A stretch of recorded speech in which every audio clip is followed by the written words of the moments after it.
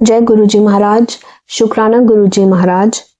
With folded hands and gratitude in my heart, I bow to the lotus feet of a beloved Guruji.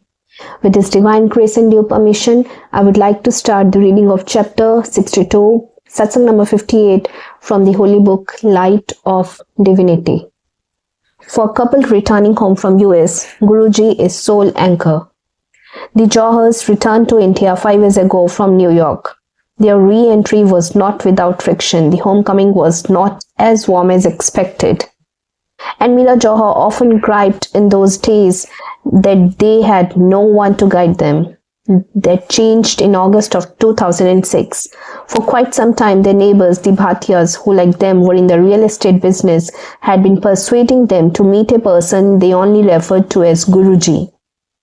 Anil Johar did not know quite what to do with the proposition. However, the couple decided to take up the invitation one evening. As they set out with the Bhatiyas, Meera wondered about the children, twins aged 8, the couple was leaving behind. She told her husband that they should go in good faith, listening to the Bhatiyas' well-meant suggestion as they would have to their parents. Meera was a diabetic, a fact not known to her neighbors, who had told her that it would be unwise not to drink the tea or have the langar served at Guruji's. It was thus with some trepidation that the couple entered Guruji's darbar in Empire Estate. Meera had her tea and then the langar, that apart from chapatis and dal had laddus. The sacred meal over, her stomach protested with pain. She endured it for the next hour. When the time came for the Johars to take their leave, Guruji spoke to them, Aya karo, ash karo. Outside the Empire Estate residence, the Bhatiyas told them they were fortunate. Guruji had spoken to them on their first visit. Mrs. Johar was not impressed. She wondered when the pain would cease. At night, she could not sleep and kept thinking of Guruji's place, intuiting that they had been to a special place. In the morning, she immediately checked her sugar level. It was down to 100 and she knew it couldn't be, or it would rise even if she ate a wheat chapati at home. Meera kept checking the level after each of the next 2 to 3 visits. Every time her level would be down. Even her triglyceride levels that had mounted to 700 plummeted to 120, the normal level. Finally, she stopped testing herself and Guruji, realizing that Guruji's blessings were bringing down her sugar levels. She felt as if her blood had been filtered and purified, and it was not just a feeling. It could be seen in fact. Usually, her blood tests would proceed with difficulty, there being much to do over finding a vein, and the blood that was drawn out was always thick. After the visits to Guruji, the needle pierced the vein at the first attempt and blood spurted out. Interestingly, the Bhatiyas had not known that the Johars were unwell. Anil Johar had a sinus problem and it was so bad that he couldn't sit with the air conditioner on. After they had been to Guruji's for 2 to 3 months, Anil found that his sinus was a thing of the past. He had been so preoccupied with his wife's health that he had failed to notice it. Safe safari on a flat tire. In January 2007, the Johars and a couple of other families went for a trip to the Jim Corbett National Park.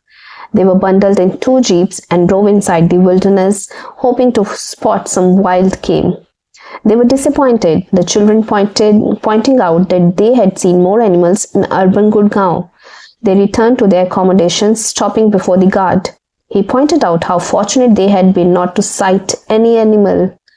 A long nail had punctured the rear wheel of their jeep.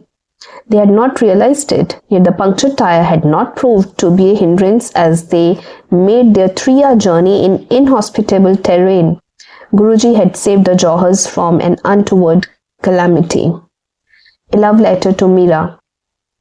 The couple had been going to Guruji for some time when Meera noticed that Guruji always addressed her as Mrs. Johar, even though he called every other lady auntie.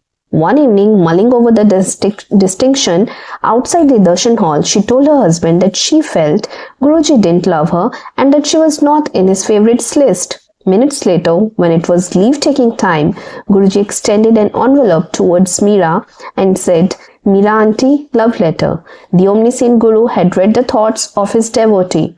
By enduringly calling an invite for an evening concert, a love letter. He had answered her call. Mira's doubts melted away in his love.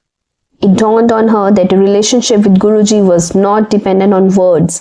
It sustained itself through inexpressible love. She felt that it was not necessary to be with Guruji. He is present everywhere.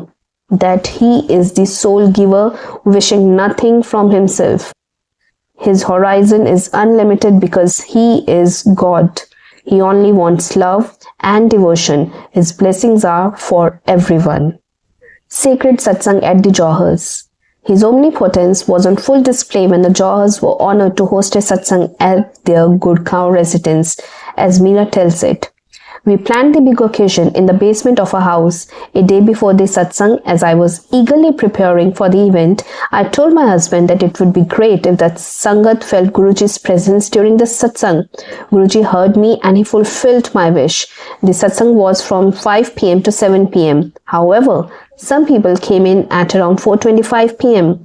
With the arrival of the Sangat, we smelt a whiff of Guruji's fragrance all over the house. We cheered up, but this was just the beginning. Guruji had planned a beautiful and memorable evening for us. A photograph of Guruji's had been put up at the basement hall. As we all surrounded it for his darshan, a prominent Trishul trident appeared on his forehead. The Trishul was three-dimensional and glowing with light.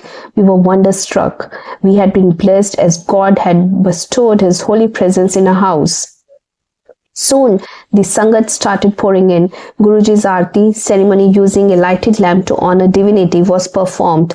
Everyone participated in the Satsang with love-filled hearts. The blessed langar was served and the Sangat started dispersing. Late in the evening, when only a handful of people were left, we again witnessed a miracle. A beautiful and distinct Shiva Linga appeared on yet another photograph of Guruji's that had been kept on the ground floor of the house. Another speechless, memorable and special moment for us. O God, O Guruji, always bless us and guide us to and through the right path in our lives.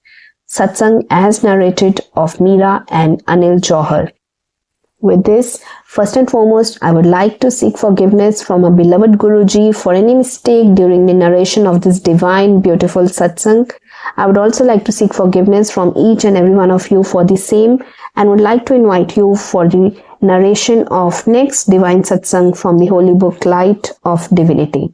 Thank you, Guruji. Thank you each and every one of you.